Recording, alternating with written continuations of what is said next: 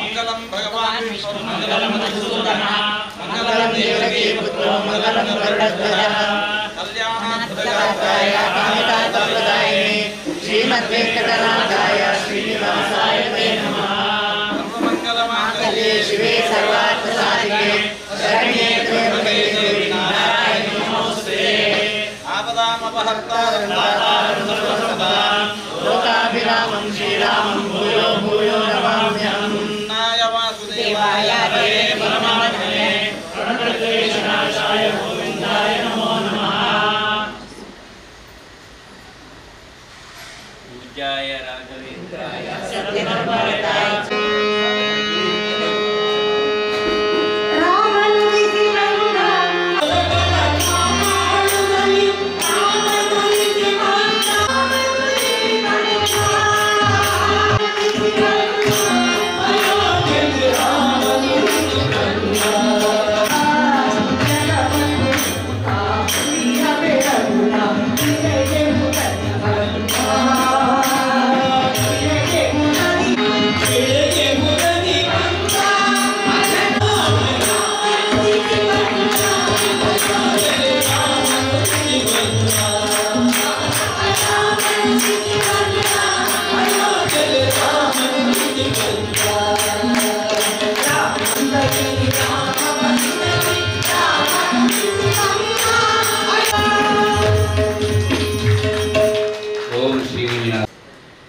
वसुदेवसुतं देवं कंसचाणूरमर्दनं देवकी परमानन्दं कृष्णमंदिरं ಶ್ರೀಗುರುಭ್ಯೋ ನಮಃ. ಇರಬೇಕು ಇರುವಂತೆ ತೊರೆದು ಸಾವಿರ ಚಿಂತೆ ಮಳೆ ಸುರಿಸಿ ಹಗುರಾದ ಮುಗಿಲಿನಂತೆ ಅಂತ ಕವಿವಾಣಿ ಇದೆ. ನಾವೆಲ್ಲ ಸಾವಿರ ಚಿಂತೆಯನ್ನು ತೊರೆದು ಆ ಮಳೆ ಸುರಿಸಿ ಹಗುರಾದ ಮುಗಿಲಿನಂತೆ ಮನಸ್ಸು ಹಗುರ ಮಾಡಿಕೊಂಡು ಒಳ್ಳೆಯ ಸಜ್ಜನಿಕೆಯ ದಾರಿಯತ್ತ ಹೋಗುವ ದಾರಿಯೇ ಗುರುಗಳಿಂದ ಅನುಗ್ರಹಿತವಾದಂತಹ ಒಂದು ನಿಜ ಅರ್ಥದ ಸನ್ಮಾರ್ಗದ ದಾರಿ ಅಂತ ನಾವು ಭಾವಿಸ್ತಾ ನಾವೆಲ್ಲ ಇಲ್ಲಿ ಸನ್ನಿಹಿತರಾಗಿದ್ದೇವೆ. ವಿಶ್ವೇಶತೀರ್ಥ ಶ್ರೀಪಾದಂಗಳವರು ವಿಶ್ವಮಾನ್ಯರು. ಬಹುಶಃ ಜಗದ್ಗುರು ಮಧ್ವಾಚಾರ್ಯ ಪರಂಪರೆಯಲ್ಲಿ ಆಚಾರ್ಯತ್ರಯರು ಶಂಕರಾಚಾರ್ಯರು, ರಾಮಾನುಜಾಚಾರ್ಯರು, ಮಧ್ವಾಚಾರ್ಯರು ಈ ದೇಶ ಕಂಡಂಥ ಸನಾತನ ಸಂಸ್ಕೃತಿ ಕಂಡಂಥ ಅನೇಕಾನೇಕ ಸಾವಿರಾರು ಸಂತಕ್ಷೇತ್ರಗಳಲ್ಲಿ ಮಧ್ವಾಚಾರ್ಯರ ನಾಡು ಅದು ಈ ನಮ್ಮ ತವಳವ ನಾಡು. ಬಹುಶಃ ನಮ್ಮ ನಾಡಗೀತೆಯಲ್ಲಿ ಸಮಸ್ಯೆ ಬಂದಾಗಲೂ ನಮ್ಮ ಈ ಪ್ರದೇಶದ ಅಭಿವೃದ್ಧಿ ಪ್ರಾಧಿಕಾರದಲ್ಲೂ ನಾನು ಅವರ ಸದಸ್ಯನಾಗಿದ್ದೆ. ಕುರುನೂರವರು ಪರಿಷತ್ತಿನ ರಾಜ್ಯಾಧ್ಯಕ್ಷರಾಗಿದ್ದರು.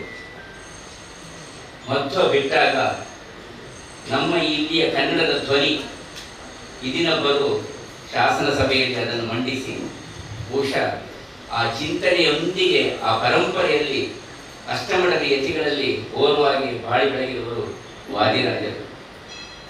ಬಹುಶಃ ಎಲ್ಲ ಭಾಷೆಗಳ ನೆಲೆಗಳಲ್ಲೂ ಅವರು ಚಿಂತನೆಯನ್ನು ಕಟ್ಟಿಕೊಡ್ತಾ ಪ್ರಾದೇಶಿಕವಾದಂತಹ ಒಂದು ಸಣ್ಣ ಗ್ರಾಮ್ಯ ತುಳುವಿನಲ್ಲಿ ಸಮೇತ ಲೇಲೇಲೆ ಬೊಕ್ಕ ದಶಾವತಾರ ಚಿಂತನೆಯನ್ನು ಕೊಟ್ಟು ಇವತ್ತು ಭಾಷೆಯ ಗಲಾಟೆಗಳು ಮಾಡ್ತಾ ಇದ್ದೇವೆ. ನಮ್ಮ ದೇಶದಲ್ಲಿ ಆ ಸಮಸ್ಯೆ ಇರಲಿಲ್ಲ. ಎಲ್ಲದಕ್ಕೂ ಸಮಾನವಾದಂಥ ಸ್ಥಾನ, ಭಗವಂತನಿಂದ ಅನುಗ್ರಹಿತವಾದಂತಹ ಸಕಲ ಜೀವಿಗಳಿಗೂ ಸಮಾನವಾದಂಥ ಸ್ಥಾನಮಾನ, ಯಾರು ಮೇಲಲ್ಲ ಯಾರು ಕೀಳಲ್ಲ. ಆ ಯತಿ ಪರಂಪರೆಯ ದಾರಿಯನ್ನು ಜನರಲ್ಲಿ ಜನಾರ್ದನ ಕಾಣುವಂಥ ಪ್ರಸ್ತುತದ ವಾದಿರಾಜರು 5 ಪರ್ಯಾಯ ಮುಗಿಸಿ ನಮಗೆ ಆ ಕೃಷ್ಣನ ಅನುಗ್ರಹವನ್ನು, ಭರತ ಮಾತೆಯ ರಾಷ್ಟ್ರಾಭಿಮಾನದ ಶಕ್ತಿಯನ್ನು ನೀಡಿದವರು. ಅವರು ಹೇಳ್ತಾ ಇದ್ರು, ಸೀಮೋಲ್ಲಂಘನ ಆಗಬೇಕು ಬದುಕಿನಲ್ಲಿ, ಆದರೆ ಎಲ್ಲ ಸೀಮೋಲ್ಲಂಘನದ ಪರಮೋಚ್ಚ ವ್ಯವಸ್ಥೆ ನಮ್ಮ ಸಂವಿಧಾನದ ಚೌಕಟ್ಟಿನೊಳಗೆ ಈ ದೇಶದಲ್ಲಿ ನಮ್ಮ ಚಿಂತನೆಗಳಿರಬೇಕು ಅಂತ ಹೇಳುವಂಥ ದೊಡ್ಡದಾದ ಅನುಗ್ರಹ. ಬಹುಶಃ ಈಗ ಮೊನ್ನೆ ಏನು ತುರ್ತು ಪರಿಸ್ಥಿತಿ ಅಂತ ಹೇಳುವಂಥ ಚಿಂತನೆ ಬಂದಾಗ, ಪ್ರಜಾಪ್ರಭುತ್ವಕ್ಕೆ ಧಕ್ಕೆ ಬಂದಾಗ ಯಾವುದಕ್ಕೂ ಹೀಗೆಯಾಗಿದೆ. ಪ್ರಧಾನಮಂತ್ರಿಗೆ ಲಿಖಿತವಾದ ಪತ್ರ ಬಂದು, ನಾನು ಒಬ್ಬ ಭಿಕ್ಷುಕ, ಪ್ರಜಾಪ್ರಭುತ್ವದ ಭಿಕ್ಷೆ ಕೊಡಿ ಅಂತ ಕೇಳಿದಾಗ ಬಹುಶಃ ಭಾರತದ ಪ್ರಧಾನಮಂತ್ರಿಗಳಾದಂತಹ ಇಂದಿರಾ ಗಾಂಧಿಯವರು ಅವರಿಗೆ ಮಾನ್ಯವನ್ನು ಮಾಡಿದ್ದಾರೆ. ಇಂತಹದೆಲ್ಲ ಒಂದು ವಿಶಿಷ್ಟ ಪರಂಪರೆ ಶಕ್ತಿಯನ್ನು ಕೊಟ್ಟಂತಹ ಮಹಾನ್ ಪುರುಷರ ಗುರುವಂದನಾ ಕಾರ್ಯಕ್ರಮ ನನ್ನ ಬದುಕಿನೂ ನಾನು ಅನುಗ್ರಹಿತನಾದವ. ಅನೇಕ ವರ್ಷಗಳ ಸೇವೆ, ಅದು ಯಾವುದೋ ಭಗವಂತನಿಗೆ ಗೊತ್ತಿಲ್ಲ. ನನ್ನ ಮಿತ್ರರಲ್ಲಿ ನವನೀಶ್ ಶೆಟ್ಟಿ ಇದ್ದಾರೆ, ನನಗೆ ಅಧ್ಯಾಪಕರಾಗಿದ್ದಂಥ ಡಿ ಕೆ ಭಟ್ರು, ಇವತ್ತು ಪ್ರಾಡಕ್ಟ್ ಬರಲಿಲ್ಲ, ಅನಿವಾರ್ಯ. ಹೀಗೆಲ್ಲ ನಮ್ಮಲ್ಲಿ ಸುತ್ತಮುತ್ತ ಅವರು ಹಿರಿಯರಾಗಿದ್ದವರು. ಈ ಪ್ರದೇಶ ಕಂಡಾಗ ಅವಾಗೇನು ಗುರು ಪರಂಪರೆಯ ಸ್ಪರ್ಶ ಅಥವಾ ಈ ರೀತಿಯ ಧಾರ್ಮಿಕ ನಡೆ ಅಥವಾ ಸಾಹಿತ್ಯ ನಡೆಗೆ ಆ ಬಾವಿಗೆ ನುಡಿದವರು ಪುನರು ಇಲ್ಲೇ ಇದ್ದಾರೆ. ಆ ಪರಂಪರೆ ಇರಲಿಲ್ಲ. ಆದರೆ ಸಹವಾಸ, ಭಗವಂತನ ಅನುಗ್ರಹ, ಪೂಜ್ಯ ಬೇಜಾವ ಶ್ರೀಗಳಂತವರ ಒಂದು ಮಾರ್ಗದರ್ಶನದ ಸೌಭಾಗ್ಯ, ಪರ್ಯಾಯದಲ್ಲಿ ಪ್ರಧಾನಮಂತ್ರಿಗಳನ್ನು ಕರೆಯುವಂಥ ಒಂದು ಜವಾಬ್ದಾರಿ, ಇದೆಲ್ಲವೂ ನಿರ್ವಹಿಸುವಂಥದ್ದು ನನ್ನ ಪಾಲಿಗೆ ಒದಗಿತ್ತು. ಅದರ ಪರಿಣಾಮವೂ ಏನು, ಗುಜರಾತಿನ ಭೂಕಂಪವನ್ನು ಕಂಡಿದ್ದೇನೆ. ಅವರ ಶಿಷ್ಯರಾದಂಥ ವಿಶ್ವಪ್ರಿಯ ತೀರ್ಥರೊಂದಿಗೆ ನಮ್ಮ ಬಳಗ, ನಾವೆಲ್ಲ ಬಳಗ, ನಾವು ಹರಿದ್ವಾರದಿಂದ ಬದರಿಯಿಂದ ವಸುಧಾರದಿಂದ ಕೇದಾರಕ್ಕೆ ಪರಿಕ್ರಮದಿಂದ ನಡೆದುಕೊಂಡು ಹೋಗುವಂತಹ ಭಾಗ್ಯವನ್ನು ಭಗವಂತ ಅನುಗ್ರಹಿಸಿದ್ದಾನೆ. ಇದು ಸೂಕ್ಷ್ಮವಾಗಿ ನಾನು ಹೇಳುವಂತೆ ಅದು ಎಲ್ಲದರ ಫಲಶ್ರುತಿ. ಅಂದರೆ ಅಲ್ಲಿ ಸ್ವರ್ಗ ಕಂಡದಿದ್ದರೆ ಗುಜರಾತ್ನಲ್ಲಿ ನರಕವನ್ನು ಕಂಡಿದ್ದೇವೆ. ಎಲ್ಲದರ ದರ್ಶನ ಈ ಪ್ರಪಂಚದಲ್ಲಿ ಇರುವಂಥದ್ದು. ದೇವರು ನಾವೇ, ದಾನವರು ನಾವೇ. ಎಲ್ಲದರ ದರ್ಶನದ ಫಲಶ್ರುತಿ ಭಗವಂತ. ಮದುವೆಯಾಗಿ 18 ವರ್ಷದ ನಂತರ ನನ್ನ ಶ್ರೀಮತಿ ವಿನೋದ ಇದ್ದಾರೆ, ನನ್ನ ಅತ್ತೆಯವರಿದ್ದಾರೆ ಕೃಷ್ಣೇಶ್ವರಿಯವರು. ನನಗೆ 2 ಮಕ್ಕಳ ಅನುಗ್ರಹವನ್ನು ಮಾಡಿದ ಲಕ್ಷ್ಮೀನಾರಾಯಣ ಮತ್ತು ವಿದ್ಯಾಶ್ರೀ. ಗುರುಗಳು ಪಟ್ಟಂಥ ಸಂತೋಷ ನನಗೆ ಹೆಚ್ಚು ಅದನ್ನು ಮುಂದುವರಿಸದೆ, ಆ ನಂತರದ ಅವರಿಗೆ ಗುರುವಂದನ ತುಲಾಭಾರ, ನಾಣ್ಯದಿಂದ ತುಲಾಭಾರ ಯಾರೂ ಸೇವೆ ಮಾಡಬಹುದು. ಆದರೆ ಸಮಷ್ಟಿಯಾಗಿ ಎಲ್ಲರೂ ಸೇರಿ ನಾಣ್ಯವನ್ನು ಹಾಕಿ ಆ ಒಂದರ್ಥದ ಏನೋ ಜನರಲ್ಲಿ ಮನಸ್ಸಿನಲ್ಲಿ ಭ್ರಾಂತುಗಳಿತ್ತಲ್ಲ, ಮೇಲ್ಜಾತಿ ಕೀಳ್ಜಾತಿ, ಅವರು ಇವರು, ಮಡಿ ಸಂಸ್ಕೃತಿ ಆಚಾರ ವಿಚಾರ ಅದು ಒಳಗೆ, ಆದರೆ ಪರಂಪರೆ ವ್ಯವಸ್ಥೆ ಒಳಗಾದರೆ ಸಾರ್ವಜನಿಕವಾಗಿ ನಮ್ಮದೆಲ್ಲರದ್ದು ಚಿಂತನೆ ಸಮಾಜಮುಖಿ ಆಗಿರಬೇಕು, ರಾಷ್ಟ್ರಮುಖಿ ಆಗಿರಬೇಕು ಅಂತ ಹೇಳುವಂತಹ ಸಂತಶ್ರೇಷ್ಠನ ತುಲಾಭಾರವನ್ನು ನಾವೆಲ್ಲರೂ ಸೇರಿ ನಾಣ್ಯವನ್ನು ಹಾಕಿ ತುಲಾಭಾರವನ್ನು ಮಾಡಿದ್ದೇವೆ. ನಾಣ್ಯದ ಪ್ರಸಾದವನ್ನು ಸ್ವೀಕರಿಸಿದ್ದೇವೆ. ಇದರಿಂದ ಹಲವಾರು ಅನುಭವಿಗಳು ಇರಬಹುದು. ಆದರೆ ತದನಂತರದ ಅವರ ನಂತರದ ದಿನಗಳಲ್ಲಿ ಗುರುಗಳಿಗೆ ನಾನು ಅವರನ್ನು ಕಾಣುವಂಥ ಪರಮಶ್ರೇಷ್ಠರು ವಿಶ್ವಪ್ರಸನ್ನ ತೀರ್ಥ ಶ್ರೀಪಾದರು. ಭಾರತದ ಪ್ರಧಾನಮಂತ್ರಿಯ ಜೊತೆಗೆ ಇಡೀ ಪ್ರಪಂಚದ ಒಂದು ಗೌರವದ ಪ್ರತೀಕವಾದಂಥ ಬಾಲರಾಮನ ಪ್ರತಿಷ್ಠೆಯಲ್ಲಿ ದರ್ಬೇರಿ ಹಿಡಿದುಕೊಂಡು ಆ ಬಾಲರಾಮನಿಗೆ ಶಕ್ತಿಯನ್ನು ಕೊಟ್ಟಂಥ ಮಹಾನ್ ಪುರುಷರು ನಮ್ಮಲ್ಲಿ ಸಂತೋಷವಾಗ್ತದೆ. ಆ ಸಂದರ್ಭದ ನಂತರ ಆ ನಮ್ಮ ಗುರುವಂದನ ತುಲಾಭಾರ ಯಾವತ್ತು ಚಾತುರ್ಮಾಸಿಯ ಕುಳಿತುಕೊಳ್ಳುವ ಮೊದಲ ಅವಧಿಗಳಲ್ಲಿ ಅದು ಆಗ್ತಾ ಇದ್ದದ್ದು. ಆ ನಂತರ ಅವರು ಬಂದ ನಂತರ ನಾವು ಅವರನ್ನು ಅವರನ್ನು ನಾವು ಗುರುತಿಸುವಂಥ ಒಂದು ಪ್ರಕ್ರಿಯೆ.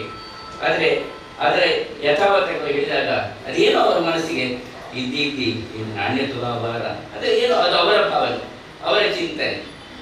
ಬಹುಶಃ ಕಳೆದ ವರ್ಷ ಮಂಗಳೂರಿನ ವಾತಾವರಣದ ಉಷ್ಣತೆ ಸುಮಾರು 40-45 ಇದ್ದಾರೆ ಮಾಧ್ಯಮ ಬಂಧುಗಳೆಲ್ಲ ಎಲ್ಲರಿಗೂ. ಆ ಥರದ ಉಷ್ಣತೆಯ ಪರಮೋಚ್ಛವಾದಾಗ ಕೊಕೊನೆಟ್ ಗಾರ್ಡನ್, ತೆಂಗು ಕಂಗುಗಳ ನಗರ ಅಂತ ಹೇಳುವಂಥ ಹೆಸರು ಹೋಗಿ ಕಾಂಕ್ರೀಟ್ ನಾಡಾಗಿ ಪರಿವರ್ತಿತವಾದಂಥ ಪರಿಣಾಮವೋ, ಪ್ರಕೃತಿ ನಾಶ ಮಾಡಿದ ಪರಿಣಾಮವೋ ಏನೋ ತನಗೆ ಭಗವಂತ ಚಿಂತನೆ ಕೊಟ್ಟ ಮಂಜುನಾಥ ವೃಕ್ಷಗಳಿಂದ ತುಲಾಭಾರವನ್ನು ಗುರುಗಳಿಗೆ ಮಾಡುವಂಥ ಒತ್ತಾಸೆಯನ್ನು ಅವರ ಮೇಲೆ ಹೇರಲಾಯಿತು.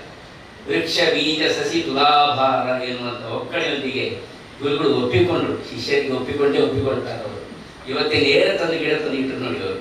ನನಗೆ ತುಲಾಭಾರ ಅಲ್ಲ, ನನ್ನ ಪಟ್ಟದ ದೇವರಿಗೆ, ನನಗೆ ನನ್ನ ಮುಖ ನಾನು.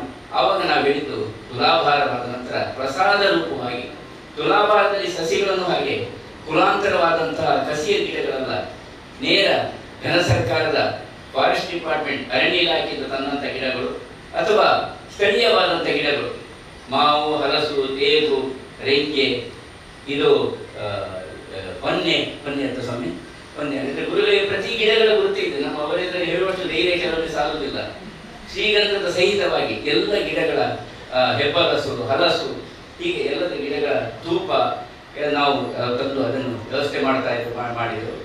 ಯಾರಿಗೆ ಗುರುಗಳು ಆ ಗಿಡಗಳನ್ನು ಕೊಡ್ತಾರೋ ಫ್ಲ್ಯಾಟ್ಗಳಲ್ಲಿರುವವರಿಗೆ ಅವರಿಗೆ ಅವಕಾಶಗಳಿರ್ಬೋದು, ಅವರಿಗೆ ಸಾಧ್ಯ ಇರುವಲ್ಲಿ ಇದೇ ಗುರುವಂದನೆ, ಇದೇ ಭೂತಾಯಿಯ ವಂದನೆ, ಇದೇ ಪ್ರಕೃತಿಗೆ ವಂದನೆ ಎನ್ನುವ ನೆಲೆಯಲ್ಲಿ ಗಿಡವನ್ನು ನೆಟ್ಟು ಸಂರಕ್ಷಿಸಬೇಕು ಅಂತ ಹೇಳುವಂಥ ಒಂದು ಚಿಂತನೆ ಬಹುಶಃ ಪರಿಸರ ಸಂರಕ್ಷಣಾ ಜಾಗೃತಿ ನೆಲೆಯಲ್ಲಿ ವಿಶ್ವಪ್ರಸನ್ನ ತೀರ್ಥ ಸ್ವಾಮೀಜಿಯವರ ಕೊಡುಗೆ ದೊಡ್ಡದು. ಈಗಾಗಲೇ ಅವರು ಮಧ್ಯಾಹ್ನ ಪೂಜೆ ನಾವು ಹವನ ಮಾಡಿದ್ವು. ಆದರೆ ನೀಲಾವರ ಗೋಶಾಲೆಯಿಂದ ದೊಡ್ಡ ಅವರಿಗೆ ದೇವತಾ ಸ್ಥಳ ಉಡುಪಿ ಕೃಷ್ಣನ ಆ ಸ್ಥಳವನ್ನು ಬಿಟ್ಟರೆ ಮತ್ತೆ ಹೋಗಿಲ್ಲ ಕಾಣುತ್ತದೆ. 4-5 ಕಡೆಗಳಲ್ಲಿ ಗೋಶಾಲೆ ಮಾಡಿದ್ದಾರೆ. 1-2 ಸಾವಿರ ಗೋವುಗಳ ರಕ್ಷಣೆ, ಬಹುಶಃ ಎಲ್ಲ ಸೇರಿ 2-3 ಸಾವಿರ ಗೋವುಗಳ ರಕ್ಷಣೆ. ಅದು ಒಂದರ್ಥದ ಗೋ ವೃದ್ಧಾಶ್ರಮ. ಸೂಕ್ಷ್ಮವಾಗಿಯೇ ಮುಂದುವರಿಸಿದೆ ನಾನು. ಹೀಗೆ ಅದು ಅಲ್ಲಿ ಪೂಜೆ ಮುಗಿಸಿ ಸ್ವಲ್ಪ ಸಮಯದ ಹೆಚ್ಚುಗಳಿಗಾಗಿರ್ಬೋದು ಅವರು ಇನ್ನೇನು ಬೆಂಗಳೂರಿಗೆ ತೆರಳಿ ಚಾತುರ್ಮಾಸ ಕೊಡಿಸಿ 2-2.5 ತಿಂಗಳು ನಮಗೆ ಇಲ್ಲಿ ಲಭ್ಯವಿರುವುದಿಲ್ಲ. ಇವತ್ತಂತೂ ನಮಗೆ ಮಾಧ್ಯಮದ ಮುಖಾಂತರ ಲಭ್ಯವಿರುತ್ತಾರೆ. ನಾವು ಬೆಂಗಳೂರಿಗೆ ನಾವು ಚಾತುರ್ಮಾಸ ಬರಬೇಕು ಅಂತ ಹೇಳುವಂಥ ಆಹ್ವಾನವನ್ನು ನೀಡಲಿಕ್ಕೋಸ್ಕರ ಅವರು ನಮ್ಮ ಜೊತೆಗೆ ಇಲ್ಲಿ ಬಂದಿದ್ದಾರೆ. ಬಂಧುಗಳೇ, ನಾವೆಲ್ಲ ಎಷ್ಟು ದೊಡ್ಡ ಭಾಗ್ಯವಂತರು ನೋಡಿ. ಆ ಗಿಡಗಳ ಕಳೆದ ಪರಿಣಾಮ ಈಗ ನನಗೆ ಈಗಿನ ಸೊಸೆಯವರು ಹೇಳಿದರು, ಮಾವ ತಂದ ಗಿಡವನ್ನು ಇವತ್ತು ನಮ್ಮ ಕಂಪೌಂಡಲ್ಲಿ ಕಳೆದ ವರ್ಷದಲ್ಲಿ ನೆಟ್ಟಿದ್ದಾರೆ ಅಂತ. ಹಾಗಾಗಿ ಇನ್ನೆಷ್ಟು ಕಡೆಗಳಲ್ಲಿ ಆ ಗಿಡಗಳು ಇವತ್ತು ಈ ಪ್ರಪಂಚಕ್ಕೆ ನಮಗೆ ಶಕ್ತಿ ಕೊಡುವ ಗಿಡಗಳಾಗಿ ಪರಿವರ್ತಿತವಾಗಿರೋದು ಗೊತ್ತಿಲ್ಲ. ಈ ತರದ ಒಂದು ಚಿಂತನೆಗೆ ಮಾಧ್ಯಮ ಬಂಧುಗಳು ದೊಡ್ಡ ರೀತಿಯಿಂದ ನಮಗೆ ಶಕ್ತಿ ಕೊಟ್ಟಿದ್ದಾರೆ. 1 ಗಂಟೆ ಯಾವುದೇ ನಮಗೆ ಅಂದರೆ ತುಂಬಾ ತೊಂದರೆಯಾಗಿದೆ, ಒತ್ತಡಗಳಿದೆ ಅವರಿಗೆ. ಅದರ ಮಧ್ಯದಲ್ಲೂ ಅವರು ಇದರ ವ್ಯವಸ್ಥೆ ಸೇರಿದಂತೆ ಸತ್ಯ ಚಿಂತನೆಗಳಿಗೆ, ರಾಷ್ಟ್ರಮುಖಿ ಚಿಂತನೆಗಳಿಗೆ, ಸಮಾಜಮುಖಿ ಚಿಂತನೆಗಳಿಗೆ, ಪರಿಸರ ಸಂರಕ್ಷಣೆ ಚಿಂತನೆಗಳಿಗೆ ನಮ್ಮದು ಸದಾ ಬೆಂಬಲ ಎನ್ನುವಂಥ ಒಂದು ದೊಡ್ಡ ಒಂದು ಸಂದೇಶವನ್ನು ಅವರು ನೀಡಿದ್ದಾರೆ ಅಂತ ಹೇಳಿ ಇಂಥ ಎಲ್ಲ ನೆಲೆಗಳಲ್ಲಿ ನಿಮ್ಮೆಲ್ಲರ ಪರವಾಗಿ ಪ್ರತಿಷ್ಠಾನ ಅಂತ ಹೇಳುವುದು ಒಂದು ಶೀರ್ಷಿಕೆ ಅಷ್ಟೇ. ಇದು ಎಲ್ಲರೂ ಸೇರಿ ಇಲ್ಲಿ ಅದು ಭಜನೆಯೋ, ಗೀತ ಗಾಯನೋ, ಜಯಶ್ರೀ ಅರವಿಂದ್ ಬೆಂಗಳೂರಲ್ಲಿ ಕುಳಿತುಕೊಂಡು ಅವರು ಶಿಕ್ಷಕರನ್ನು ಕಳೆದುಕೊಂಡಿದ್ದಾರೆ. ಪರಿಸರ ಗೀತೆಗಳು ಏನೇನಿಲ್ಲ. ಬಹುಶಃ ಗಮಕ ಎಲ್ಲದರ ಒಂದು ದೊಡ್ಡ ಚಿಂತನೆಯೊಂದಿಗೆ ನಾನು ಯಾಕೆ ಇದನ್ನು ಹೇಳ್ತೇನೆ ಅಂದರೆ, ಅಯೋಧ್ಯೆಯಲ್ಲಿ ರಾಮ ಪ್ರತಿಷ್ಠೆ ಆಗುವಾಗ ಸ್ವಾಮಿ ಒಂದು ಕಡೆಯಲ್ಲಿ ರಾಮ ಪ್ರತಿಷ್ಠೆಗೆ ಪ್ರಧಾನಮಂತ್ರಿ ಗುರುಗಳು ದೊಡ್ಡ ದೊಡ್ಡ ವ್ಯಕ್ತಿಗಳೆಲ್ಲ ಹೋಗ್ತಾ ಇದ್ದಾರೆ. ಮಂಗಳೂರಿನಲ್ಲಿ ಸಂಭ್ರಮ ಅಂತ ಇಡೀ ಪ್ರಪಂಚದ ವಾಹಿನಿಗಳಲ್ಲಿ ಪ್ರತಿಷ್ಠಾನ ತೋರಿದ್ದಲ್ಲ, ನಮ್ಮ ಮಹಿಳೆಯರು ಕಂಗೊಳಿಸಿದ್ದಾರೆ. ನಮ್ಮ ಮಹಿಳೆಯರು ಆ ಮುಂಜಾನೆ 6 ಗಂಟೆ ಅಲ್ವಾ ಪೂರ್ಣಿಮಕ್ಕ. ಇದೆಲ್ಲ ನಮ್ಮ ಸೌಭಾಗ್ಯ, ಈ ನಗರದ ಸೌಭಾಗ್ಯ. ಮಂಜುನಾಥನ ಅನುಗ್ರಹ, ತಾಯಿ ಮಂಗಳಾಂಬಿಕೆಯ ಕೆಲವು ಮಹಾಗಣಪತಿ ಅನುಗ್ರಹದಿಂದ ನಿಮ್ಮೆಲ್ಲರ ಪರವಾಗಿ ನಾನು ಭಕ್ತಿಪೂರ್ವಕವಾಗಿ ಗುರುಗಳಿಗೆ ನಮನಗಳಿಂದ ಸ್ವಾಗತವನ್ನು ಮಾಡ್ತಾ ಇದ್ದೇನೆ. ಹೆಚ್ಚು ನಾನು ಮುಂದುವರಿಯದೆ ಯಾರಿಗೂ ಪ್ರತ್ಯೇಕವಾಗಿ ನಾನು ಸ್ವಾಗತವನ್ನು ಮಾಡಿದೆ. ಹೊತ್ತು ತಡವಾಗಿದೆ. ಗುರುಗಳು ಇನ್ನೇನು ರಸ್ತೆಯ ಮಾರ್ಗದಲ್ಲೇ ಬೆಂಗಳೂರಿಗೆ ತಲುಪಬೇಕಾಗಿದೆ. ನಮಗೆಲ್ಲರಿಗೂ ಆ ಸಂಕಷ್ಟಗಳು ಗೊತ್ತುಂಟು. ಹಾಗಾಗಿ ನಾವೆಲ್ಲರೂ ಇಲ್ಲಿಂದಲೇ ಅವರಿಗೆ ನಮನ ಮಾಡ್ತಾ, ಪ್ರತಿಯೊಬ್ಬರ ಉಪಸ್ಥಿತಿಯನ್ನು ಮಾನ್ಯ ಮಾಡ್ತಾ, ಗೌರವಿಸ್ತಾ, ಮಾಧ್ಯಮ ಬಂಧುಗಳಿಗೂ ಸ್ವಾಗತವನ್ನು ನೀಡ್ತಾ, ವಿಶೇಷವಾಗಿ ಮಹಿಳೆಯರಿಗೂ ಸ್ವಾಗತ ನೀಡ್ತಾ, ಇವತ್ತು 2 ಜನರನ್ನು ನಾವಿಲ್ಲಿ ಗೌರವ ಮಾಡುವರಿದ್ದೇವೆ. ಒಂದು ಆಕಾಶವಾಣಿಯಲ್ಲಿ ಬಹಳ ವರ್ಷಗಳಿಂದ ಸೇವೆ ಸಲ್ಲಿಸಿ ನಮ್ಮ ನಾಡು ನುಡಿಯ ಚಿಂತನೆಗೆ ಜಾಗೃತಿ ಮೂಡಿಸಿದಂಥ ಸೂರ್ಯನಾರಾಯಣ ಭಟ್ ಅವರು ಇಲ್ಲಿ ಬಂದಿದ್ದಾರೆ. ಅವರನ್ನು ಗೌರವ ಮಾಡ್ತಾ SSLC ಪರೀಕ್ಷೆಯಲ್ಲಿ ಪುತ್ತೂರಿನ ವಿವೇಕಾನಂದ ಶಾಲೆಯಲ್ಲಿ ಕನ್ನಡ ಮಾಧ್ಯಮದಲ್ಲಿ ಕಲಿತು 623 ಎಷ್ಟರಲ್ಲಿ 625ರಲ್ಲಿ 623 ಅಂಕ ಗಳಿಸಿದಂತ ನಮ್ಮ ಬಾಲಿಕೆ ಹೆಸರು ಪ್ರಜ್ಞಾ ನಿಡ್ವಣ್ಣಾಯ ಅವಳು ಬಂದಿದ್ದಾಳೆ. ಅವಳಿಗೂ ನಾನು ಸ್ವಾಗತ ಮಾಡ್ತಾ ನಮ್ಮೆಲ್ಲರ ಮನೆಯ ನಿಮ್ಮೆಲ್ಲರ ಪರವಾಗಿ ಮಗದೊಮ್ಮೆ ಗುರುಗಳಿಗೆ ಭಕ್ತಿ ನಮನ ಸಲ್ಲಿಸ್ತಾ ಈ ಪ್ರಕ್ರಿಯೆಗೆ ಚಾಲನೆ ನೀಡೋಣ ಅಂತ ಹೇಳ್ತಾ ಗುರುಗಳಿಗೆ ತದನಂತರ ಮಾಧ್ಯಮದವರೊಂದಿಗೆ ಸಂವಾದ.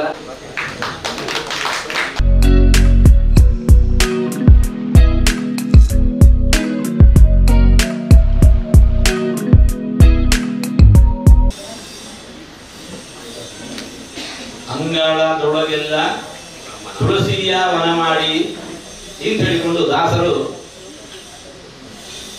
ನಮ್ಮ ಮನೆಯ ಪರಿಸರ ಹೇಗಿರಬೇಕು ಅಂತ ತೋರಿಸಿಕೊಟ್ರು. ಅಂಗಳದ ತುಂಬಾ ತುಳಸಿಯ ವನ ಮಾಡಬೇಕಂತೆ.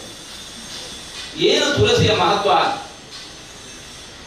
ತುಳಸಿಯ ಮಹತ್ವ ಆವತ್ತು ಶಾಸ್ತ್ರದಲ್ಲಿ ಏನು ಸಾರಿದ್ದಾಳೆ, ನಾವು ಅದಕ್ಕೆ ಶಾಸ್ತ್ರೀಯವಾಗಿರತಕ್ಕಂಥ ಪುರಾವೆಗಳನ್ನು ಕೊಡಬೇಕಾದಿಲ್ಲ. ಇವತ್ತು ತುಳಸಿಯ ಮಹತ್ವ ಏನು ಅನ್ನೋದು ಅದು ಆಯುರ್ವೇದ ಇರಬಹುದು ಅಥವಾ ಅಲೋಪತಿ ಇರಬಹುದು, ಎಲ್ಲರಿಗೂ ಕೂಡ ತಿಳಿದಿರುವ ವಿಚಾರ.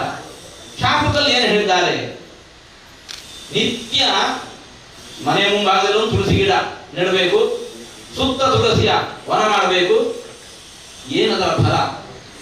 ಯಾ ದೃಷ್ಟ ನಿಖಿಲಾಘ ಸಂಘ ಶಮನಿ. ನೋಡಿದರೆ ಸಾಕು, ಎಲ್ಲ ಅಗಾದ್ರೆ ಪಾಪ ಅವೆಲ್ಲವೂ ಕೂಡ ನಾಶಗೊಳ್ತಾವೆ. ಯಾ ದೃಷ್ಟ ನಿಖಿಲ ಅಘಸಂಘ ಶಮನಿ. ಸ್ಪೃಷ್ಟ ವಪುಃಪಾವನಿ. ಸ್ಪರ್ಶ ಮಾಡಿದರೆ ಸಾಕು ನಮ್ಮ ದೇಹ ಪವಿತ್ರವಾಗತ್ತೆ. ಸ್ಪೃಷ್ಟ ವಪುಃಪಾವನಿ. ರೋಗಾಂ ಅಭಿವಂದಿತ ನಿರಸನಿ. ನಮಸ್ಕರಿಸದೇವು ಅಂತಂದ್ರೆ ನಮ್ಮ ರೋಗ ಎಲ್ಲವೂ ಕೂಡ ಪರಿಹಾರ ಆಗತ್ತೆ. ಸಿಕ್ತ ಅಂತಕತ್ರಾಸಿನಿ. ಗಿಡದ ಬುಡಕ್ಕೆ ನೀರನ್ನು ಎರಿಬೇಕಂತೆ, ಯಮನ ಭಯವನ್ನು ದೂರ ಮಾಡ್ತಾಳೆ. ಅಂತಕತ್ರಾಸಿನಿ. ಪ್ರಜ್ಞಾಸಕ್ತಿ ವಿಧಾಯಿನಿ ಭಗವತಃ ಕೃಷ್ಣಸ್ಯ ಸಂರೋಪಿತ. ಗಿಡವನ್ನು ನೆಟ್ಟೆವು ಅಂತಂದ್ರೆ ಭಗವಂತನ ಸಂಪರ್ಕವನ್ನು ನಮಗೆ ಒದಗಿಸಿಕೊಡ್ತಾಳಂತೆ. ನ್ಯಸ್ತಾಚರಣೆ. ಭಗವಂತನ ಪಾದಕವನ್ನು ಸಮರ್ಪಿಸದೆವು ವಿಮುಕ್ತಿ ಫಲದ ಮೋಕ್ಷವನ್ನೇ ಕೊಡ್ತಾಳೆ. ತಸ್ಯೈ ತುಳಸಿ ನಮಃ. ಅಂತಹ ತುಳಸಿ ನಮಸ್ಕಾರ. ಶ್ರೀಮದ್ ಭಾಗವತದಲ್ಲಿ ಕೆಲವು ಪ್ರಸಂಗಗಳು, ಗೋಪಿಯರು, ಒಂದು ಪ್ರಸಂಗದಲ್ಲಿ ಉದ್ಧವ ಕೃಷ್ಣನ ಹುಡುಕಬೇಕು, ಕೃಷ್ಣ ಎಲ್ಲಿದ್ದಾನೆ. ಒಮ್ಮೆ ನೆಟ್ಟಗೆ ನಿಂತುಕೊಂಡು ಕಣ್ಮುಚ್ಚಿ ಗಾಳಿಯನ್ನೊಮ್ಮೆ ಆಸ್ವಾದಿಸ್ತಾರಂತೆ. ತುಳಸಿಯ ಪರಿಮಳ ಯಾವ ಕಡೆಯಿಂದ ಗಾಳಿಯಲ್ಲಿ ಹರಿದು ಬರುತ್ತೆ, ಆದಾಗಲೇ ಹೋದ್ರೆ ಕೃಷ್ಣ ಸಿಗ್ತಾನೆ. ಎಳೆ ತುಳಸಿಯವನ ಮಾಲೆಯು ಕೊರಳುಡು. ಕೃಷ್ಣನ ಕಂಠದಲ್ಲಿ ಎಳೆಯ ತುಳಸಿಯ ಮಾಲೆಯನ್ನು ಸದಾ ಧರಿಸಿರ್ತಾನೆ. ಹೀಗೆ ಭಗವಂತನಿಗೆ ಅತಿ ಪ್ರಿಯವಾಗಿರತಕ್ಕಂಥದ್ದು ತುಳಸಿ. ತುಳಸಿ ಒಂದು ಅಂತಲ್ಲ, ಅದು ಸಾಂಕೇತಿಕ ಅಷ್ಟೇ, ಸಂಕೇತ ಅಷ್ಟೇ. ಎಲ್ಲ ಪರಿಸರದ ಗಿಡ ಮರಗಳು ಕೂಡ ನಮಗೆ ಹಾಗೆ ಪ್ರಧಾನವಾಗ್ತಾ ಇದ್ದಾವೆ. ಒಂದೊಂದು ಗಿಡ, ಮರ, ಬಳ್ಳಿ, ವೃಕ್ಷಗಳು ಅವುಗಳ ಅಧ್ಯಯನ ಮಾಡಿದೆವು ಅಂತಂದ್ರೆ ನಮ್ಮ ಬದುಕಿಗೆ ಸ್ಫೂರ್ತಿಯನ್ನು ಕೊಡುತ್ತೆ. ನಾವಿವತ್ತು ಕಲ್ಕೂರವರು ಇಂತಹ ವ್ಯವಸ್ಥೆ ಮಾಡಿದ್ದಾರೆ ಅಂತ ಹೇಳಿಕೊಂಡು ನಾವು ಗಿಡಗಳನ್ನು ತಗೊಂಡು ಹೋಗಿ ನೆಡ್ತೇವೆ. ಇಲ್ಲ ಅಂದ್ರೆ ನಾವಂತಹ ಕೆಲಸಕ್ಕೆಲ್ಲ ಆಲೋಚನೆ ಮಾಡಿದವರಲ್ಲ. ಹಾಗೆ ಅಂತ ಹೇಳಿಕೊಂಡು ಮರಗಿಡಗಳು ತಾವು ಸುಮ್ಮನಿಡುವುದಿಲ್ಲ. ನಾವು ನಡೆದೇ ಹೋದರೂ ಕೂಡ ಕಟ್ಟಡದ ತುದಿಯಲ್ಲಿ, ಕಲ್ಲು ಬಂಡೆಯ ತುದಿಯಲ್ಲಿ ಅಲ್ಲೂ ಕೂಡ ಅವು ಬೆಳೀತಾರೆ. ಉಡುಪಿಯಲ್ಲಿ ಅನಂತೇಶ್ವರನ ಸನ್ನಿಧಾನ ಇದೆ. ಅದರ ಮುಂಭಾಗದಲ್ಲಿ ಒಂದು ಕಲ್ಲಿನ ಧ್ವಜಸ್ತಂಭ ಇದೆ. ಕಲ್ಲಿನ ಸ್ತಂಭ. ಅದರ ತುದಿಯಲ್ಲಿ ಒಂದು ಗಿಡ. ಕಳೆದ ವರ್ಷ ಮಾತ್ರ ಅದು ಹೊರಟು ಹೋಯಿತು. ವರ್ಷದಿಂದ ನಾವು ನೋಡ್ತಾ ಇದ್ದೇವೆ. 30 ವರ್ಷದಿಂದ ಅದರ ತಲೆಯಲ್ಲಿ ದೊಡ್ಡದಾಗಿ ಬೆಳಿತಾನೆ. ಕರೆಕ್ಟಾಗಿ ಜೂನ್ ತಿಂಗಳಲ್ಲಿ ಚಿಗುರತ್ತೆ. June, July, August, September. September ದಾಟಿತು ಅಂತ ಹೇಳಿದ್ರೆ ಎಲೆ ಎಲ್ಲ ಉದುರತ್ತೆ, ಗಿಡ ಗೋಳಾಗಿ ನಿಂತಿರುತ್ತೆ. ಮತ್ತೆ ಪುನಃ ಜೂನ್ ಬರುವವರೆಗೆ ಕಾಲಿರುತ್ತೆ. ಜೂನ್ ಬಂತು, ಒಳ್ಳೆ ಮಳೆ ಬಿತ್ತು, ಪುನಃ ಚೆನ್ನಾಗಿ ಚಿಗುರುತ್ತೆ. ಆ ಗಿಡದ ಜೀವನೋತ್ಸಾಹ ಏನು ಗಮನಿಸಿ. ಆ ಗಿಡದ ಜೀವನೋತ್ಸಾಹ ಏನು? ನಾನು ಸಾಯೋದಿಲ್ಲ, ಎಂತಹ ವಿಷಮ ಸ್ಥಿತಿಯಲ್ಲಿ ಕೂಡ ನಾನು ಬದುಕ್ತೇನೆ, ಎಂತಹ ವಿಷಮ ಸ್ಥಿತಿಯಲ್ಲಿ ಕೂಡ ನಾನು ಬದುಕ್ತೇನೆ. ನಮಗೆ ಯಾಕಿಲ್ಲ? ಅದು ಇಲ್ಲ, ಇದು ಇಲ್ಲ ಅಂತ ಹೇಳಿಕೊಂಡು ಹೊರಗ್ತಾ ಇರ್ತೇವೆ. ಏನೋ ಸಿಕ್ಕಿಲ್ಲ ಅಂತ ಹೇಳಿಕೊಂಡು ನೇಣು ಹಾಕೊಂಡ್ಬಿಡ್ತೇವೆ. ಆ ಗಿಡಗಳು, ಅಮೃತ ಬಳ್ಳಿಯ ಗಿಡ ನೋಡ್ತೀರಿ, ಅದು ಬೆಳೆದು ಆ ಕಡೆ ಎಲ್ಲಿಗೆ ಎಲೆಕ್ಟ್ರಿಕ್ ತಂತಿಯಲ್ಲಿ ಹೋಗಿದೆ. ಎಲೆಕ್ಟ್ರಿಕ್ ತಂತಿಯಲ್ಲಿ ಹೋಗಿದೆ. ತೊಂದರೆ ಆಗಬಾರದು ಬುಡದಲ್ಲಿ ನಾವು ಕಳೆದು ಬಿಡ್ತೇವೆ. ಬುಡ ಕಳೆದು ಬಿಡ್ತೇವೆ. ಇಷ್ಟು ಒಂದು ಬಳ್ಳಿ ಆ ತಂತಿಯಲ್ಲಿ ಇಲ್ಲಿಂದ ತನಕ ಸುರುಳಿ ಹಾಕೊಂಡು ನಿಂತ್ಕೊಂಡಿದೆ. ಅದಕ್ಕೆ ಬುಡ ಯಾವುದೂ ಇಲ್ಲ. ಹಾಗೆ ತಿಳ್ಕೊಂಡು ಸಾಯೋದಿಲ್ಲ. ಒಂದು ಮಳೆಯನ್ನು ಕಾಯ್ತಾ ಇರುತ್ತೆ. ಬಿದ್ದ ತಕ್ಷಣ ಅಲ್ಲಿಂದ ನೇರವಾಗಿ ಬಿಳಲನ್ನು ಬೇರನ್ನು ಭೂಮಿ ಕಳಿಸುತ್ತೆ. ಒಂದಿಷ್ಟು ತನ ತುಂಡು, ಅದಕ್ಕೆ ತಲೆಯೂ ಇಲ್ಲ, ಬುಡವೂ ಇಲ್ಲ, ಬೇಕಾಗಿಲ್ಲ, ಅಲ್ಲಿಂದಲೇ ಕೆಳಗೆ ಬರುತ್ತೆ. ವೃಕ್ಷಗಳ ಆ ವೈಚಿತ್ರ್ಯವನ್ನು ನಾವು ಗಮನಿಸಿದೆವು ಅಂತಂದರೆ ನಮ್ಗೆ ಜೀವನೋತ್ಸಾಹ ಹುಟ್ಟಬೇಕು. ಎಂತಹ ವಿಷಮ ಪರಿಸ್ಥಿತಿಯಲ್ಲಿ ಕೂಡ ನಾನು ಬದುಕ್ತೇನೆ. ಒಂದು ಅಶ್ವತ್ಥ ವೃಕ್ಷ ಅದು ಒಂದು ಅಶ್ವತ್ಥ ವೃಕ್ಷ ಅಲ್ಲ. ಸೂಕ್ಷ್ಮವಾಗಿ ಗಮನಿಸಿ, ಅದೊಂದು ವನ. ಒಂದು ಅಶ್ವತ್ಥ ವೃಕ್ಷ ಬರೇ ಒಂದು ಅಶ್ವತ್ಥ ವೃಕ್ಷ ಅಲ್ಲ, ಅದೊಂದು ವನ. ಗಮನಿಸಿ ನೀವು. ಅದು ತನ್ನ ಟೊಂಗೆಯಲ್ಲೂ ಕೂಡ 10 ಗಿಡಗಳಿಗೆ ವಾಸಕ್ಕೆ ಎಡೆ ಮಾಡಿಕೊಡುತ್ತೆ. ಹೊಂದಾಣಿಕೆ ಅಂತ ಹೇಳ್ತೀವಲ್ಲ, ಹೊಂದಾಣಿಕೆ ಅಂತ. ಪಾಪ ಆ ಗಿಡಗಳಿಗೆ ಅದರ ಬೀಜ ನೆಲಕ್ಕೆ ಬಿದ್ದರೆ ಅಲ್ಲಿಂದ ಹುಟ್ಲಿಕ್ಕೆ ಹೋಗಿ ಬರಲ್ಲ, ಹುಟ್ಲಿಕ್ಕೂ ಆಗಲ್ಲ. ಅಲ್ಲಿಂದ ನೆಲದಿಂದ ನೀರನ್ನು, ಮಣ್ಣನ್ನು, ಆಹಾರವನ್ನು ಎತ್ತಿಕೊಂಡು ಅದು ಬೇರೆ ತಲೆಯಲ್ಲಿ ನಿಲ್ಲಕ್ಕೆ ಅವಳಿಗೆ ಆಗೋದಿಲ್ಲ. ಅಂತಹ ಗಿಡಗಳಿಗೆ ಅಶ್ವತ್ಥ ವೃಕ್ಷ ತನ್ನ ಮೈಯನ್ನೇ ತಾನು ದಾನ ಮಾಡುತ್ತೆ, ತನ್ನ ಮೈಯನ್ನೇ ದಾನ ಕೊಡುತ್ತೆ. ಬೀಜ ಇರ್ತಾವೆ. ಪ್ರಕೃತಿಯೂ ಕೂಡ ಎಷ್ಟು ಅನುಕೂಲ ಮಾಡಿಕೊಟ್ಟಿದೆ ನೋಡಿ. ಆ ಹೊಂದಾಣಿಕೆ ಗಿಡದಲ್ಲಿ ಹಣ್ಣಾಗತ್ತೆ, ಹಣ್ಣಾಗಿ ಉದುರಿ ಕೆಳಗೆ ಬೀಳತ್ತೆ, ಮೊಳಗೆ ಬರುತ್ತೆ. ಮುಂದೆ ಅವಕ್ಕೆ ಬದುಕಿಲ್ಲ. ಆ ಹಣ್ಣಿನಲ್ಲಿ ಅದರಲ್ಲೊಂದು ಹಣ್ಣಿರುತ್ತೆ. ಹಕ್ಕಿಗಳು ಹಣ್ಣನ್ನು ತಿಂತಾವೆ. ಹಣ್ಣನ್ನು ತಿಂದ್ರೆ ಕೊಕ್ಕಿಂದ ಅದನ್ನು ಬಿಡಿಸ್ಕೊಳಿಕ್ ಬರಲ್ಲ. ಕೊಕ್ಕಿಂದ ಅದನ್ನು ಬಿಡಿಸ್ಕೊಳಿಕ್ ಬರಲ್ಲ. ಆ ಹಣ್ಣಿನ ಮೈಯಲ್ಲಿ ತುಂಬಾ ಅಂಟು, ಹಣ್ಣು ತಿಂದಾಗಿದೆ. ಈಗ ಅದರ ಬೀಜದಲ್ಲಿ ಮೈ ತುಂಬಾ ಅಂಟು. ಏನ್ ಮಾಡಬೇಕು? ಆ ಕೊಕ್ಕನ್ನು ಮರಕ್ಕೆ ಚೆನ್ನಾಗಿ ಮಸೆಯುತ್ತೆ. ಮರಕ್ಕೆ ಚೆನ್ನಾಗಿ ಅದನ್ನು ಮಸೆಯುತ್ತೆ. ಮಸೆದರೆ ಕೊಕ್ಕಲ್ಲಿದ್ದ ಬೀಜ ಮರ ಕಂಟಿಕೊಳ್ಳುತ್ತೆ. ಬೀಜ ಮರ ಕಂಟಿಕೊಂಡಿದ್ದು, ಮಳೆ ಬಂತು. ಮಳೆ ಬಂದಾಗ ಮೊಳಕೆ ಹೊಡೆಯಿತು. ಮೊಳಕೆ ಹೊಡೆದ ಗಿಡ ಬೇರು ಹೊರಬರಲಿಕ್ಕೆ ಪ್ರಾರಂಭ ಆಯಿತು. ಗಮನಿಸಿ, ಆ ಬೇರು ಸೀದಾ ಮರದ ಒಳಕ್ಕೆ ಹೋಯಿತು. ನೋಡೋಣ, ನಾವು ನಮ್ಮ ಬೆರಳನ್ನು ಮರದ ಒಳಗೆ ತೂರಿಸೋಣ. ನಮ್ಮ ಬೆರಳನ್ನು ಮರದ ಒಳಗೆ ತೂರಿಸಬೇಕು. ಸಾಧ್ಯ ಉಂಟು? ಮೊಳೆಯನ್ನ ತೂರಿಸಬೇಕು ಕೂಡ ಅದಕ್ಕೊಂದು ಸುತ್ತಿಗೆ ತೊಳೆದು ಹೊಡೆಯಬೇಕು. ಒಂದು ಮೊಳೆಯನ್ನ ಅದರೊಳಗೆ ಕಳಿಸಬೇಕಾದ್ರೂ ಕೂಡ. ಆದರೆ ಆ ಗಿಡಕ್ಕೆ ಬಂದಂತಹ ಇದೇ ಹೊಸದಾಗಿ ಬಂದಿರತಕ್ಕ, ಗಮನಿಸಿ, ಎಳೆಯಾದ ಬೇರು ಹುಟ್ಟಿ ಹೊರ ಬರುವಾಗ ಎಳೆಯಾದ ಬೇರು. ಆ ಬೇರು ಆ ಮರವನ್ನು ಒಳಗೆ ಸೇರಿಸಿಕೊಳ್ಳುತ್ತೆ. ಅಲ್ಲಿಂದ ಆಹಾರ ತಗೊಳ್ಳತ್ತೆ, ಗಿಡ ಬೆಳಿಗ್ಗೆ ಪ್ರಾರಂಭ ಆಗುತ್ತೆ. ವಸ್ತು ಆ ಗಿಡ ಹಾಗೆ ಬೆಳೆಯಿತು ಅಂತಂದ್ರೆ ಮೂಲ ಮರಕ್ಕೆ ಏಟು, ಅದನ್ನು ಮೈ ತುಂಬ ಆವರಿಸಿಕೊಂಡ್ಬಿಡ್ತು ಅಂತ ಹೇಳಿದ್ರೆ ಆ ಟೊಂಗೆಯಲ್ಲಿರುವ ಅಷ್ಟೂ ಸತ್ವವನ್ನು ತಾನು ಹೀರಿಕೊಳ್ಳತ್ತೆ. ಅದಕ್ಕೆ ಬೇರೆ ದಾರಿ ಇಲ್ಲ. ಆಹಾರಕ್ಕೆ ಬೇರೆ ದಾರಿನೇ ಇಲ್ಲ.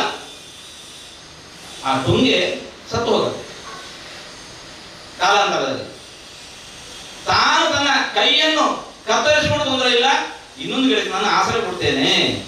ಆ ವೃಕ್ಷ ಏನ್ ಮಾಡುತ್ತೆ, ಅಂತಹ ಒಂದು ಬಂಧನಿಕೆ ಗಿಡಕ್ಕೆ ತನ್ನ ಮೈಯನ್ನು ದಾನ ಮಾಡಿಬಿಡುತ್ತೆ.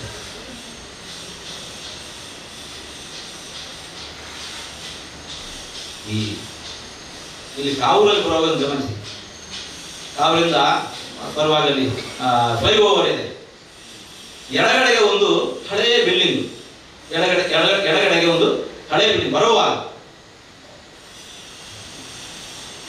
ಅದರ ಗೋಡೆ ತುಂಬಾ ಈ ಕಿರುಗೋಡಿ ಗಿಡ ಬೆಳೆದಿತ್ತು. ಅದು ದೊಡ್ಡ ಒಂದು ಕಾಡೇ ಆಗಿತ್ತು, ಒಂದು ಮಿನಿ ಕಾಡು. ಒಂದೆರಡಲ್ಲ, ಮೈ ತುಂಬಾ ಅದು ಬಲಿತು ಒಂದು ಪುಟ್ಟ ಒಂದು ಕಾಡೇ ಆಗಿತ್ತು. ಕಳೆದ ವರ್ಷ ಅದನ್ನೆಲ್ಲ ಸವರಿದ್ರು. ಈ ವರ್ಷ ನೋಡಿ ಪುನಃ ಆಗಿಬಿಟ್ಟಿದ್ದಾರೆ. ಆ ಮೈ ತುಂಬಾ ಒಂದು ಪುಟ್ಟ ಒಂದು ಕಾಡು.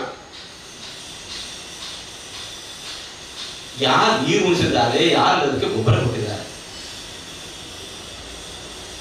ನಾವು ನೀರೆರೆದು ಗೊಬ್ಬರ ಹಾಕಿ ಪೋಷಿಸಿದ್ರು ಕೂಡ ಸುಲಭದಲ್ಲಿ ಬೆಳೆಯಲ್ಲ. ಅವುಗಳ ಬದುಕಿನ ಛಲ ಗಮನಿಸಿ. ಈ ಛಲ ನಮಗೆ ಯಾಕಿಲ್ಲ? ಈ ಛಲ ಬದುಕಿನ ಛಲ ನಮಗೆ ಯಾಕಿಲ್ಲ? ಅದು ಇಲ್ಲ, ಇದು ಇಲ್ಲ ಅಂತ ಕೊರಗ್ತಾ ಇರ್ತೇವೆ.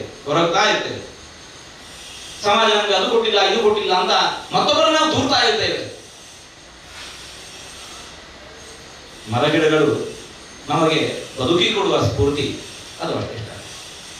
ಆ ನೆಲೆಯಲ್ಲಿ ಇವತ್ತು ನಮ್ಮ ಹರಿಕೃಷ್ಣ ಪುರೂರು, ನಮ್ಮ ಪ್ರದೀಪ್ ಕಲ್ಕೂರ್ ಅವರು ಹಿರಿಯರನ್ನೆಲ್ಲ, ಹರಿಕೃಷ್ಣಪುರ ಮೊದಲಾಗಿರತಕ್ಕಂಥ ಹಿರಿಯರನ್ನೆಲ್ಲ ಮುಂದಿಟ್ಟುಕೊಂಡು ವೃಕ್ಷ ಬೀಜ ಸಸಿ ತುಲಾಧಾರ ಅನ್ನುವ ಈ ಕಾರ್ಯಕ್ರಮವನ್ನು ಹಮ್ಮಿಕೊಂಡು ಎಲ್ಲರನ್ನು ಕರೆದು ಸಮಾಜದಿಂತಹ ಒಂದು ಜಾಗೃತಿಯನ್ನು ಮೂಡಿಸ್ತಾ ಇದ್ದಾರೆ.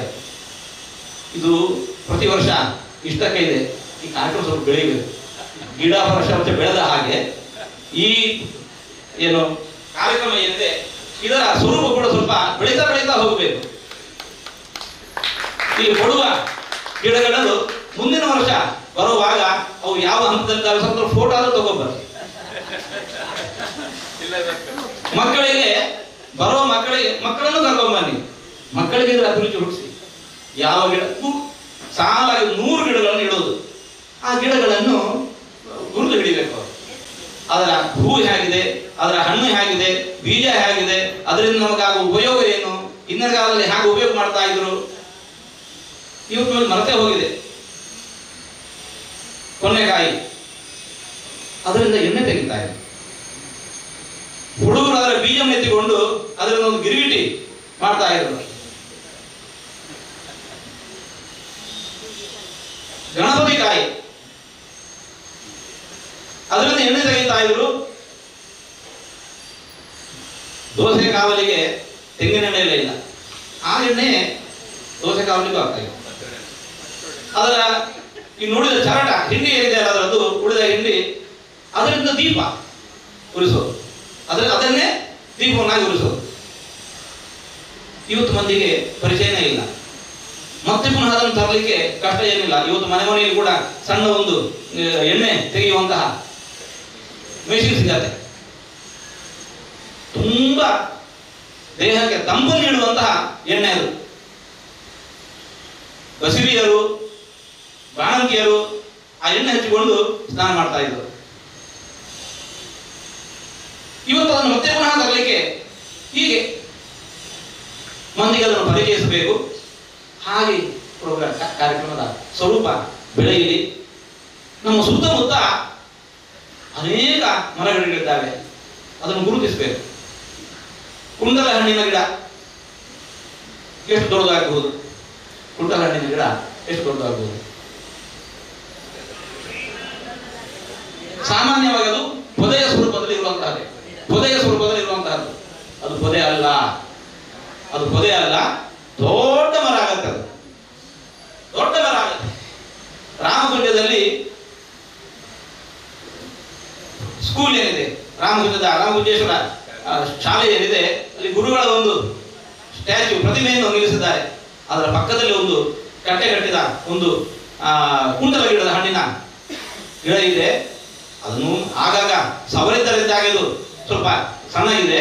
ಅದರ ಬುಡ ನೋಡಿ ಇಬ್ಬರು ಹೀಗೆ ಹಿಡಿಯಬೇಕು, ಇಬ್ಬರು ಅದನ್ನು ಹಿಡ್ಕೋಬೇಕು, ಅಷ್ಟು ದೊಡ್ಡ ಮರ ಅದು. ಕಿರಿಮಂಜೇಶ್ವರದ ಹತ್ರ ಒಂದು ಕಾಸರ್ಕನ ಮರ ಇದೆ. ಕಿರಿಮಂಜೇಶ್ವರ ಹತ್ರ ಕಾಸರ್ಕನ ಮರ, ಕಾಯಿರದ ಗಿಡ, ಕಾಯಿರದ ಮರ. ಸುಮಾರು 3 ಮಂದಿ ಅದನ್ನು 2 ಕೈ ಬಳಸಿ ಹಿಡ್ಕೋಬೇಕು. 3 ಮಂದಿ ನಿಂತು ಅಷ್ಟು ಬೃಹತ್ ಆಗಿರತಕ್ಕಂತಹ ಕಾಸರ್ಕನ ಮರ. ಯಾವ ಮರವನ್ನು ನಾವು ಪುಟ್ಟ ಪೊದೆ ಅನ್ನುವ ಜಾತಿಗೆ ನಾವು ಸೇರಿಸುತ್ತೇವೆ, ಅಂತಹ ಗಿಡಗಳು ಕೂಡ ಅಷ್ಟು ದೊಡ್ಡ ಮರ ಆಗಬೇಕು ಅಂತ ಅದರ ಆಯುಷ್ಯ ಎಂದು ನಾವೀಗ ಗಮನಿಸಬೇಕು. ಅದರ ಆಯುಷ್ಯ ಏನು, ಅಂತಹ ಗಿಡಗಳು ನಾವು ಉಳಿಸಿಕೊಡಬೇಕು. ಅದು ಯಾವುದೇ ಗಿಡ ಇರಲಿ, ಕನಪಡೆ ಗಿಡ, ಕನಪಡೆ ಮರ, ಎಲ್ಲೋ ಅಲ್ಲಿ ಅದು ತುಂಬಾ ದೊಡ್ಡ ಮರವಾಗಿ ಬೆಳೆದದ್ದಿದೆ. ನಾವೇನ್ ಮಾಡಬೇಕು, ಒಂದು ದೊಡ್ಡ ಆಂದೋಲನ ಆಗಬೇಕು. ಸೆಲ್ಫಿ, ಅದರ ಪಕ್ಕದಲ್ಲಿ ಹೋಗಿ ಸೆಲ್ಫಿ ತೆಗಿಬೇಕು, ಅದನ್ನು ಹಂಚಿಕೋಬೇಕು.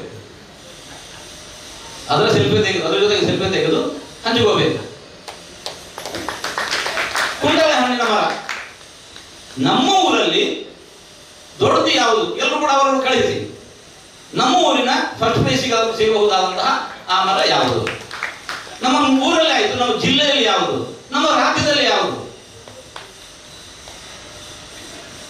ಈಗ ಆ ಗಿಡವನ್ನು ಹೊಂದಿದವರು ಯಾರು ಮನೆಯವರಿದ್ದಾರಲ್ಲ, ಅವರಿಗೊಂದು ಹೆಮ್ಮೆ ಬರುತ್ತೆ. ಓ, ಇದಕ್ಕೆ ಇಷ್ಟು ಒಂದು ಗೌರವ ಇದೆ, ನಾನು ಈ ಮರವನ್ನು ಕಡಿಬಾರದು, ನಾನು ಇದನ್ನು ಉಳಿಸಿಕೊಡಬೇಕು. ವರ್ಷಕ್ಕೊಮ್ಮೆ ಒಂದು ಆಂದೋಲನ ನಡೆಯಲಿ. ವರ್ಷಕ್ಕೊಮ್ಮೆ ಇಂತಹ ಗಿಡಗಳನ್ನೆಲ್ಲ ನಮ್ಮ ಕಲ್ಪರ ಪ್ರತಿಷ್ಠಾನದ ಸಾಧ್ಯ ಒಂದು ಟೀಮ್ ಮಾಡಿಕೊಂಡು ಎಲ್ಲಿ ಇಂತಹ ಮರಗಳಿದ್ದಾವೆ, ಅಪರೂಪದ ಮರಗಳಿದ್ದಾವೆ, ಒಮ್ಮೆದು ಹೋದ್ರೆ ಹೋಯ್ತು. ಈ ವರ್ಷ ನಾವು ನೆಟ್ಟರು ಕೂಡ ಆ ಹಂತದಲ್ಲಿ ಅದು ಬೆಳಿಬೇಕು. ಇನ್ನು 300 ವರ್ಷ ಬೇಕು, ಇನ್ನು 300 ವರ್ಷ ಬೇಕು, ಅವು ನಾಮೇ ಇರಲ್ಲ. ಅಂತ ಹಳೆ ಮರಗಳೇನಿದ್ದಾವೆ ಅದನ್ನು ಉಳಿಸಿಕೊಡೋಣ, ಅದಕ್ಕೆ ಅದರ ಗೌರವವನ್ನು ಕೊಡೋಣ. ಗುಡ್ಡಗಳಲ್ಲಿ ಅಲ್ಲಿ ಇಲ್ಲಿ ಮಾರ್ಗದ ಬದಿಯಲ್ಲಿ ಸಾಕು, ಮಾರ್ಗದ ಬದಿಯಲ್ಲಿ ಅಂತಂತಹ ಮರಗಳು ಕೆಲವಿದ್ದಾವೆ. ಮಾರ್ಗದ ಬದಿಯಲ್ಲಿ ಇವುಗಳನ್ನು ಗುರುತಿಸಿ ಅವುಗಳನ್ನು ಉಳಿಸುವ ಬಗೆ ಹೇಗೆ ಅನ್ನೋದು ಕೂಡ ಇಂತಹ ಸ್ವರೂಪದಲ್ಲಿ ನಾವು ನೆಟ್ಟ ಗಿಡಗಳು ಬೆಳೆಯುವ ಹಾಗೆ ಈ ವೃಕ್ಷ ಬೀಜ ಸಸಿ ತುಲಾಭಾರ ಅನ್ನುವ ಈ ಕಾರ್ಯಕ್ರಮ ಏನಿದೆ ಅದು ಕೂಡ ಹೀಗೆ ಪ್ರತಿ ವರ್ಷ ಬೆಳೆಯಲಿ ಅಂತ ಆಶಿಸಿ ಎಲ್ಲರಿಗೂ ಕೂಡ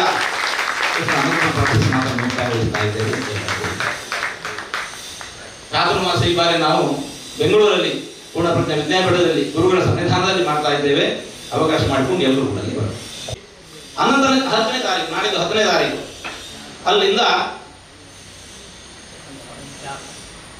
ಅನಂತರ ಚತುರ್ದಶಿ ಮರು ದಿವಸ ಪೂರ್ಣಿಮಾ, ಆ ದಿವಸ ಕೊನೆಯಾಗುತ್ತೆ. ಪಿತೃಪಕ್ಷ ಪ್ರಾರಂಭ ಆಗೋಕ್ಕಿಂತ ಮುಂಚಿನ ದಿವಸ ಎಲ್ಲರೂ ಕೂಡ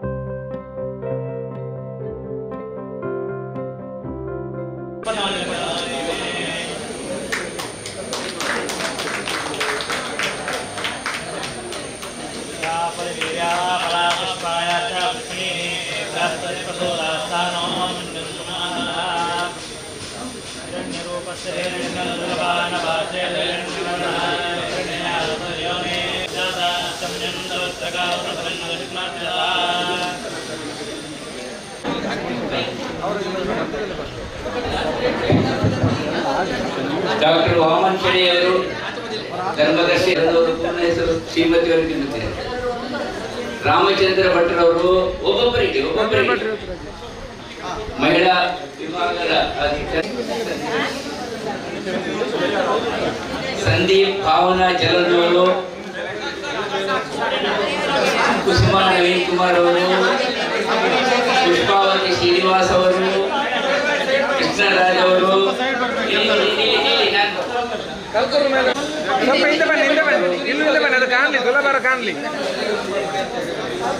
ಮರಿಸೂದನಾಚಾರ್ಯರು,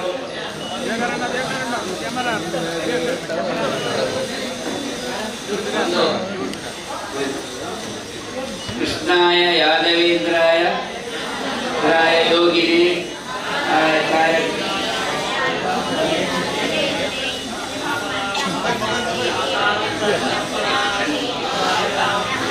ಕದ್ರಿ ನವನಿ ಶೆಟ್ಟಿ ಅವರು, ಕರ್ಕೇರ ಅವರು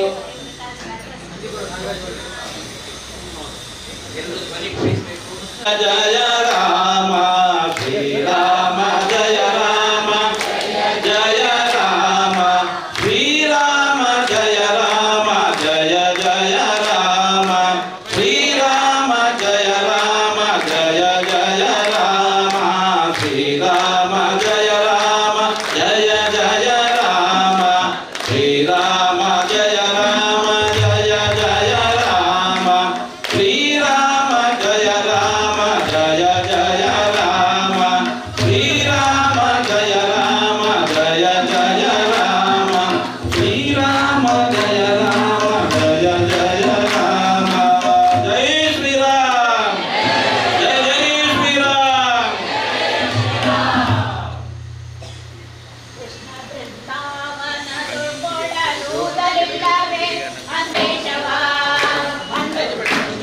ಡಾಕ್ಟರ್ ಐ ಜಿ ಭಟ್ರು,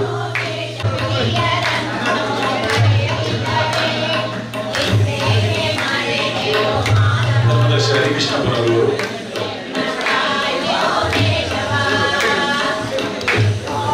ಸಂದೀಪ್ ಜಲನ್,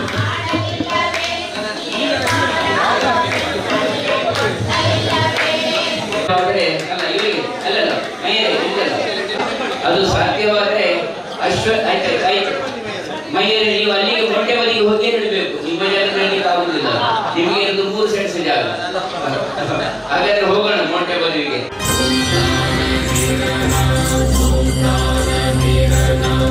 Abba